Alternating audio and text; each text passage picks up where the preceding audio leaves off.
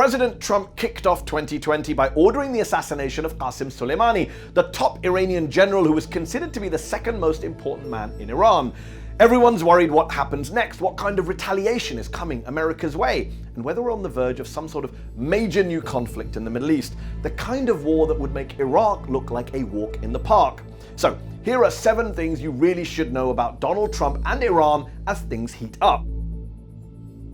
Number 1, guess what? Trump, the former real estate mogul and reality TV star with zero background in foreign affairs or national security, doesn't know anything about Iran or about the man he killed, General Qassim Suleimani. Don't take my word for it, take his. Are you familiar with General Soleimani? Yes. Go ahead, give me a little, go ahead, tell me. He runs the Quds forces. Yes, okay, right. Do you expect and I his think the behavior... Kurds, by the way, have been horribly mistreated by us. No, not the Kurds, the Quds forces.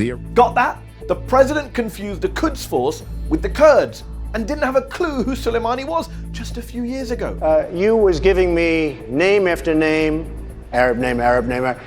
Yet last week he gave the order to have him killed from his golf course and apparently was stuffing his mouth with ice cream when the news of the general's death broke. Number 2, Trump has long seen a US attack on Iran as a way for the US president to get re-elected. Yeah, re-elected. Again, don't take my word for it, just listen to Trump himself. Here he is in 2011. Our president will start a war with Iran because he has absolutely no ability to negotiate. He's weak and he's ineffective. So the only way he figures that he's going to get re-elected, and as sure as you're sitting there, is to start a war with Iran. And of course, with Trump, there's always a tweet. In fact, multiple tweets. Yet another reminder that the one word you need to understand Trump is projection. What he accuses others of thinking or doing is often what he himself is thinking or doing. Number 3, Trump tore up Obama's Iran nuclear deal in order to launch his very own maximum pressure campaign, which led to this very crisis. But here's the thing, Trump tore up that deal against the advice of his own generals and his own defense secretary, who said it was working. Secretary Mattis, do you believe it's in our national security interest at the present time to remain in the JCPOA? Yes, Senator, I do.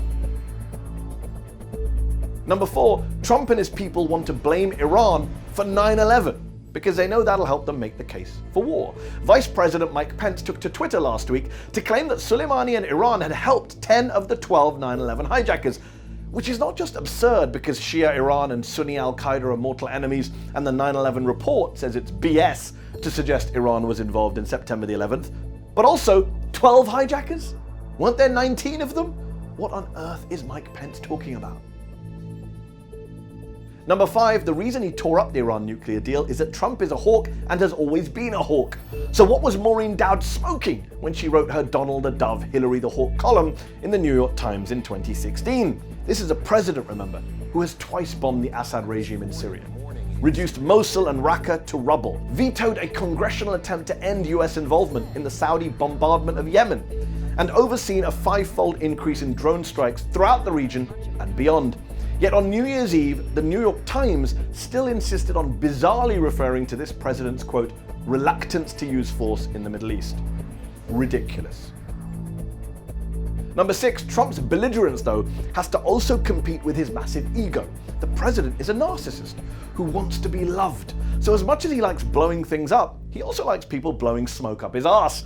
Think about it. If Soleimani was assassinated because he was a bad guy with American blood on his hands, then why hasn't Trump given the order to also take out Kim Jong-un, who basically murdered US student Otto Warmbier? Oh wait, Trump has a thing for Kim, right? And then we fell in love, okay? No, really. He wrote me beautiful letters. If only General Soleimani had written love letters to the President of the United States, perhaps he'd still be alive today too. And number 7, last but not least, it's important to remember that whatever we're discussing, whether it's domestic policy, foreign policy, the economy, Trump is unhinged. That's a constant.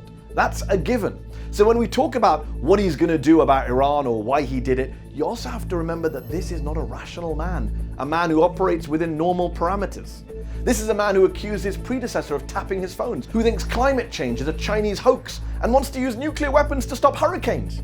This is a man who gave us Sharpiegate. It was going to hit not only Florida, but Georgia could have, was going toward the Gulf. And so this is the man, the deranged, unwell, paranoid, conspiratorial, know-nothing president, now getting ready to escalate further with Iran. Happy New Year.